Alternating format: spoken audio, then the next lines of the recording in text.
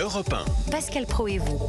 Merci de nous rejoindre sur Europe 1 jusqu'à 13h. Vous écoutez Pascal Pro. Je ne comprends rien à ce qui se passe dans ce studio. Monsieur Olivier Guénet qui était là pour faire un point ça, il est boubouk, reparti. et il est reparti, il en a enlevé sa casquette et il est énervé. Qu'est-ce qui se passe? Mais non, mais écoutez, je suis à côté de vous depuis une demi-heure. Pascal, vous ne m'avez même pas vu. Alors bon, écoutez, je suis reparti en régie, c'est une révolution. Je suis revenu aux côtés de DJ Fab, qui lui me fait de très beaux jingles. Monsieur Boubou. Bon, dites-moi sérieusement, qu'est-ce que vous voulez dire sur les réseaux sociaux? Que se dit-il? Mais je vous l'ai déjà dit, Pascal, il y a quelques instants. Je vous ai fait un point. Vous vous souvenez pas sur le même sujet? Je pensais que vous vouliez en faire un ne vous deuxième. inquiétez pas. Je remercie. Le week-end, peut-être, vous avez prévu quelque chose? Oui, mais je vous en parlerai d'ici quelques instants. Voilà. D'accord, c'est entendu. Je salue donc nos deux invités, Romain Lasseur et Édouard, qui étaient avec nous et qui ont essayé d'être le plus exhaustif possible. Et nous allons donc changer de sujet. Est-ce que nous changeons de sujet ? Nous avons un problème de jingle, mais ce n'est pas grave. La vidéosurveillance est-elle la solution pour lutter contre la délinquance, assurer notre sécurité au quotidien? Elle se développe dans certaines municipalités. Accepteriez-vous d'être beaucoup plus filmé pour votre tranquillité? On compte plus de 60 000 caméras de surveillance en France. Est-ce le meilleur moyen d'identifier les délinquants? Je propose que nous soyons avec qui nous allons être? Eh bien, nous allons d'abord écouter, peut-être. Qui nous allons écouter? Eh bien, nous allons écouter Robin Rivaton, auteur du livre Sourions, nous sommes filmés, pour un discours optimiste sur les caméras. Il était invité ce matin sur Europe 1 de Dimitri Pavlenko. On a des caméras par dizaines dans nos poches avec nos smartphones. On commence à équiper nos voitures, nos vélos de caméras pour pouvoir prouver les comportements délictueux des uns et des autres sur la route. Et demain, on aura des lunettes connectées. Quand vous filmez vous filmez aussi les autres et l'environnement qui les entoure. Et puis, c'est pas seulement filmer, vous enregistrez évidemment les sons qui vont autour. Et donc, on voit bien que, au-delà de la surveillance, se crée en fait un espace où chacun s'enregistre soi-même, mais enregistre l'environnement qui l'entoure et donc quelque part enregistre le monde. Et donc, notre politique qui est de contraindre l'État dans sa capacité lui-même à utiliser ces technologies en disant c'est pas bien, ça va à l'encontre des libertés publiques, mais elle est déjà dépassée par le fait que nous faisons déjà ces actes-là d'enregistrement du monde. Bon, la vidéosurveillance est-elle la solution pour lutter contre la délinquance? Et en fait, c'est toujours le même débat. Est-ce qu'on accepte d'avoir peut-être moins de liberté pour un peu plus de sécurité? Bonjour Véronique. Oui, bonjour. Et merci d'être avec nous. Qu'est-ce que vous inspire cette question? La vidéosurveillance est une solution à un problème qu'on ne veut pas résoudre et qu'on met sous le tapis.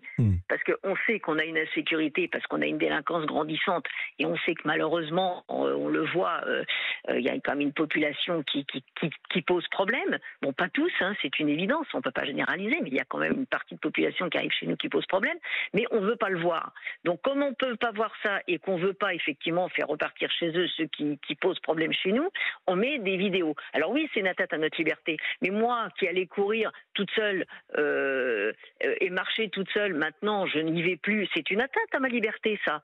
Donc voilà, à un moment donné, forcément, à partir du moment où on accepte chez nous des personnes qui ne nous respectent pas et qui posent problème, on a une atteinte à notre liberté. Donc le problème, il faut le résoudre par un bout. Alors les vidéosurveillances, ça peut pas être partout. Donc on va pas être protégé partout. Ça peut pas être partout, si. Précisément, si. Ça peut être dans toutes les rues, du centre-ville. Ça peut être partout. Oui. Et d'ailleurs, elles sont aujourd'hui. C'est là qu'il y a le plus souvent d'incidents. Non, regardez la petite. En tout cas, dans toutes les villes. Regardez la petite Lina qui a disparu là. Elle a disparu dans un coin où effectivement il n'y a pas de. Vous avez parfaitement raison. J'habite dans un coin de campagne. Voilà, c'est une petite bourgade, on est 1500 habitants. Donc moi, ça fait 15 ans que j'habite là, j'ai toujours été marcher dans les chemins. Je n'y vais plus. Alors on a effectivement des vidéosurveillances dans le rond-point avant d'arriver dans notre village, mais dans le village on n'a pas de vidéosurveillance. Donc le problème c'est qu'il va falloir qu'on mette des vidéosurveillances partout. C'est pas possible. Il faut peut-être prendre le problème par le bon bout.